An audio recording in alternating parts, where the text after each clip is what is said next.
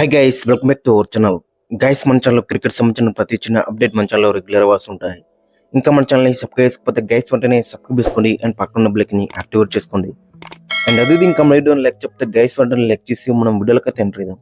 Guys తప్పకుండా like చేయండి. Like చేస్తే మన వీడియో మార్కెట్కి ఫాస్ట్ రీచ్ అవుతుంది. ఇక ఆల్మోస్ట్ మ్యాచ్ గెలిచేసింది. మరి సెకండ్ మ్యాచ్ ఆల్మోస్ట్ మన టీం ఇండియా గెలిచేసింది అని చెప్పుకోవచ్చు. జస్ట్ 7 వికెట్స్ దూరంలో అయితే ఉందని చెప్పుకోవచ్చు. లాస్ట్ రోజు వర్షం గిట్ట పడపోతే గిట్ట 100% ఈ మ్యాచ్ గెలిచే ఛాన్స్ అయితే కనబడుతుంది. ఎందుకంటే అక్కడ చూసుకుంటే క్లౌడ్ కవర్ ఉంటుందట. సో కాబట్టి అది కూడా మనకి ఫేవరెట్గా ఉంటుంది. అండ్ అదేవిధంగా ఒకవేళ ఇట్లా ఎండ కాసినా కానీ మన దగ్గర ఇద్దరు స్పిన్నర్ ఉన్నారు. సో కాబట్టి ఎటు చూసినా కానీ మనకి చాలా ఈ డే 5లో ఫేవర్గా ఉండే ఛాన్స్ అయితే కనబడుతుంది. బట్ చిన్న వర్షం ఉంది అంటున్నారు. వర్ణుడు కర్ణిస్తే గిట్ట 100% ఈ మ్యాచ్ గెలిచే ఛాన్స్ అయితే కనబడుతుంది. మన టీం మీద అయితే ఓటమి అయితే కాదు, బట్ గెలిస్తే గెలవచ్చు, లేదంటే తక్కువలో మరి ఈ మ్యాచ్ డ్రా అయ్యే అవకాశం కూడా కనబడుతుంది.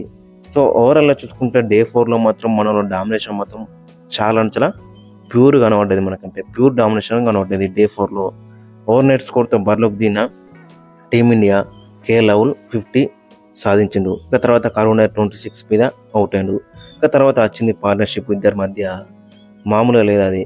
Shubman Gill and Rishabh Pant T20 kind of innings అయితే ఆడిల్లని చెప్పుకోవచ్చు. ఇద్దరు కూడా అక్కడ చూసుకుంటే 160 కూడా కొట్టిండు శుభ్మన్ గిల్. జస్ట్ 162 బాల్స్లోని 99 స్ట్రైక్ రేట్తో 8 6లు కొట్టిండు, 13 4లు.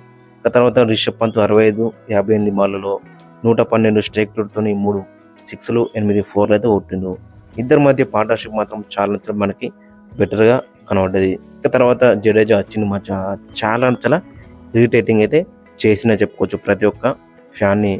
ఓవరాల్గా చూసుకుంటే జడేజా దగ్గర నుంచి కొంచెం డిసప్పాయింట్మెంట్ అయితే కనబడుతుంది. 69 కొట్టిండు 118 బాల్లో 58 స్ట్రైక్ రేట్తో ఒక 6 5 4లు అయితే కొట్టిండు.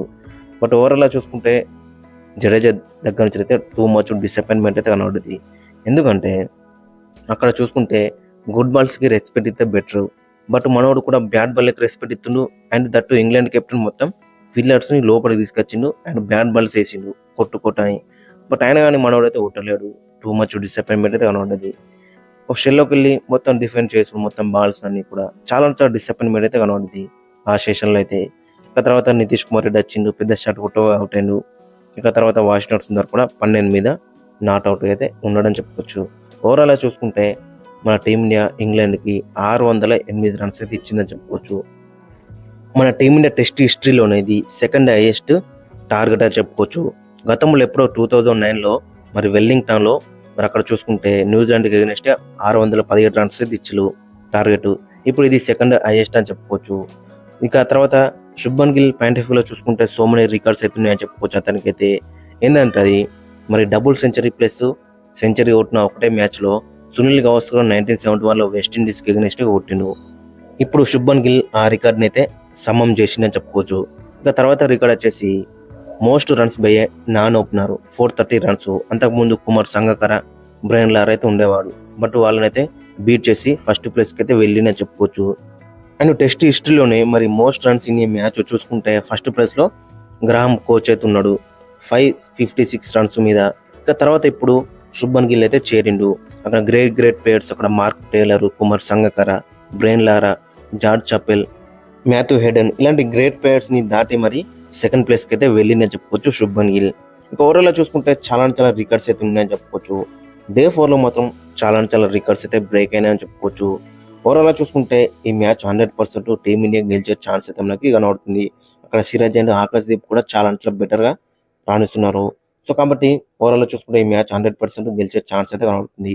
ఫ్రెండ్స్, మరి మీ ఒపీనియన్ అయితే కింద కామెంట్స్కి వెళ్తే మెన్షన్ చేయండి. మరి డే 4లో మనలో పర్ఫార్మెన్స్ ఏ విధంగా అనిపించిందో ఖచ్చితంగా కింద కామెంట్స్కి వెళ్తే మెన్షన్ చేయండి.